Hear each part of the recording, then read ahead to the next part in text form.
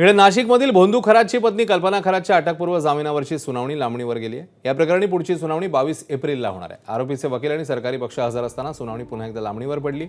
मूळ फिर्यादी रावसाहेब गोंदकर यांच्या वकिलांनी आपलं म्हणणं मांडण्यासाठी कोर्टाकडे वेळ मागितलाय।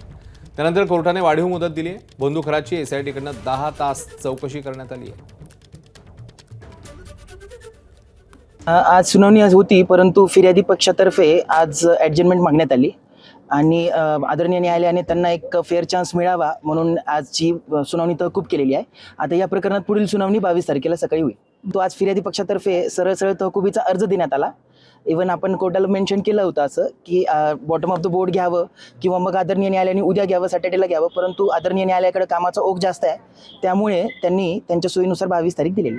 फिर्यादीचे वकील असून आम्ही कोर्टाकडे मागणी केली की आम्हाला या प्रकरणातले पेपर्स द्या, जे दाखल केले, जे संचिका दाखल केली ते संपूर्ण संच आम्हाला द्या।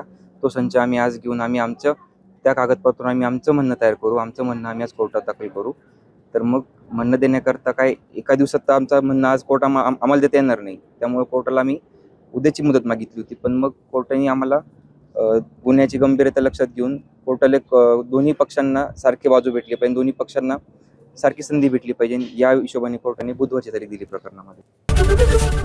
एबीपी माझा, उघडा डोळे बघा नीट।